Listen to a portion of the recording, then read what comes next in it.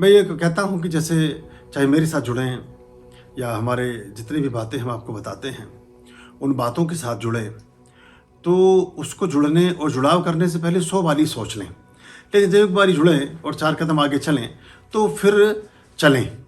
क्योंकि मुश्किल ये होती है कि कभी कभी हम बहुत निकट आने से हम अपने मन में एक्चुअली गुरुओं के बारे में, ये आपका संबंध नहीं है, कॉमन बात मैं कर रहा हूँ, गुरुओं के बारे में या किसी बहुत अच्छे लेखक के बारे में, आचार्यों के बारे में, ऋषिगणों के बारे में हम बहुत तरह की परसेप्शंस अपने मन में बुन लेते हैं।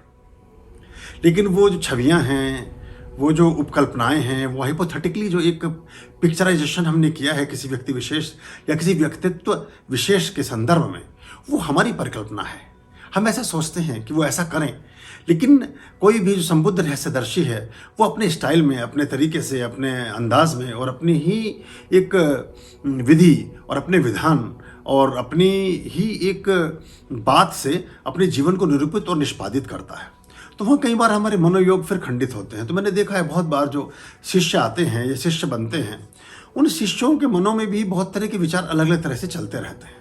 उनमें कुछ शिष्यों की प्रतिशतता ऐसी भी होती है 100 में से 10 की, कि वो ये सोचते हैं कि इन गुरुजी से हम इस बात को ठीक करा लें या इस बात पे हामी भर लें, तो उसमें फिर बड़ी असुविधा होती है। तो देखो, एक बात चली तो मैंने इसलिए कहा कि जब हम इस तरह से समग्र रूप में जुड़ते हैं तो थोड़ा सा जितना मंथन हम पहले कर लें अच्छा है, क्योंकि बाद में फिर थोड़ा सा मन में कभी कभी ये भी लगता है कि शायद हमने कुछ गलत तो नहीं किया या कुछ ऐसा तो नहीं कर लिया। क्योंकि ये जो मार्ग है ये स्वांत्य सुखाए का मार्ग है।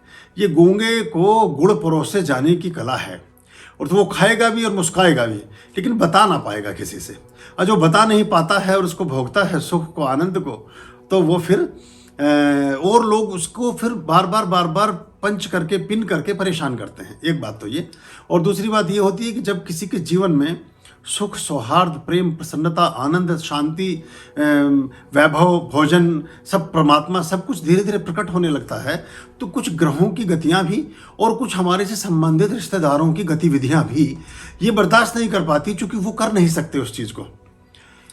जो कर नहीं सकते वो दूसरों को करने नहीं देते हैं। तो फिर उनकी जो सिखावन है वो सिखावन उसको पथ से पृथक करती है।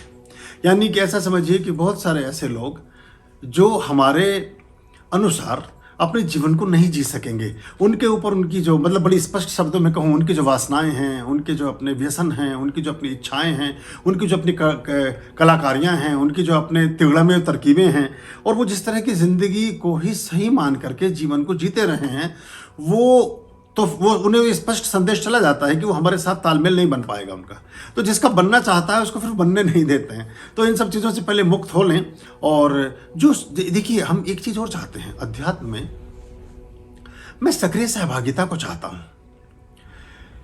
आज भी हमने मिट्टी पीटी है, आज भी हमने गमले खाली किए हैं, आज स्वयं मैंने भी सारे काम किए हैं, सारे पौधे लगाए हैं, सारे। तो वो कोई ऐसी बात नहीं है, उसका कोई मैं आप पे एहसान नहीं जता रहा हूँ, लेकिन वो हमारी कार्यशैली का हिस्सा है।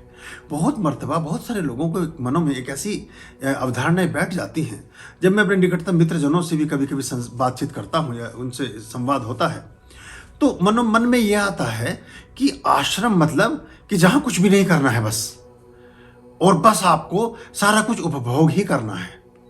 जबकि ये नहीं है। इसके देखिए नाम में क्या लिखा है, आ और श्रम कर, आ और श्रम कर, आजा और मेहनत कर।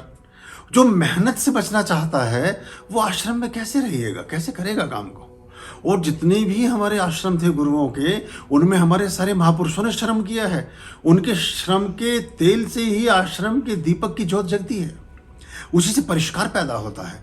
आश्रम में निहित और निष्पादित शांति, आश्रम का प्राकृतिक वातावरण, आश्रम में भोजन की व्यवस्था, आत्मा की शुद्धता, वातावरण की एक परिष्कृतता, संवादों का परस्पर एक शुद्धिकरण और जीवन को जिए जाने का जो उच्चतम आयाम है, वो बहुत बड़े भाग्य से सृजित होता है।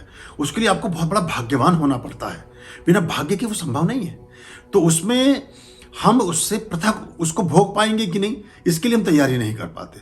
और दूसरा, मैं ऐसा भी सोचता था, जो मेरा अपनी एक परिकल्पना थी, जो बाकी आश्रम वालों का मुझसे विरोध है उस बारे में, मैं सभी की सक्रिय भागीदारी चाहता हूँ। मैं ऐसे मोटे पेट वाले और ऐसे भारी वेट वाले लोगों की भीड़ नहीं बढ़ाना चाहता। जैसे बाकी आश्रमों में कोई पड़े में कोई तेल मल रहा है, कोई अपना जो है अंगड़ाई ले रहा है, कोई चारपाई तोड़ रहा है, कोई सोट्टा घुमा रहा है, कोई भांग पी रहा है, कोई चिलम पी रहा है, कोई काली चटाई पे लेटा हुआ है, तो कोई कमंडल को रखे बैठा है अपनी छाती पे। तो ये जो फालतू के उपक्रम हैं, इनसे धर्म और अध्यात्म का कोई लेना देना नहीं है। हर व्यक्ति प्रतिदिन अपने आप से प्रश्न करे कि आज के दिन क्या मैंने अपने आप को जस्टिफाई किया जिस कार्य के लिए मैं आया। अब कार्य आपका परमात्मा से संबंधित था। जो मंत्र के से संबंधित चीज़ों में काम कर सकता है वो उसमें करे, जो यंत्र से संबंधित चीज़ों में काम कर सकता है वो उसमें करे, जो तंत्र से संबंधित चीज़ों में काम कर सकता है वो तंत्र में करे। तंत्र, ये जो अन्नपूर्णा रसोई है ये भी एक तंत्र ही है। वहाँ की इक्विपमेंट सारे यंत्र और तंत्र का ही तो मिलन है। तंत्र है किसी चीज़ को सिस्टमेटिक ढंग से करना, और यंत्र की मदद से आप तंत्र का काम करते हैं, मंत्र वहाँ बज ही रहा है। तो हम सक्रिय भागीदारी से बचना चाहते हैं, सिर्फ शो ऑफ करना चाहते हैं। तो अगर हम ये वास्तविक अर्थों में ऐसा सोच सके तो बहुत सारे लोगों का हमारे यहाँ स्वागत है, बहुत सारे लोगों की हमें आवश्यकता भी है एक्चुअली। क्योंकि हमें बहुत सारा काम करना है, और वो काम तभी हो सकता है जब हमारे पास बहुत सारे हैंड्स हों। लेकिन वो हैंड्स, ज़्यादातर हैंड्स देयर फॉर होते हैं, वो किसी अपने निहित उसमें चलते हैं। और बहुत बार मैंने ये भी देखा है बहुत सूक्ष्मता से कि उनके भाग्य बली नहीं होते। योग तो बनता है कि वो हमसे उनका संबंध बनता है, उनका भोग नहीं बन पाता, और उसकी एवज में वो कुछ और अपना एक कोई नई चीज़ या नया कुछ करने की प्लानिंग शुरू कर देते हैं। तो उसमें फिर वो बात चीज़ एक थोड़ी सी पृथक हो जाती है। आर्याम अभयाम भज रे चित संततम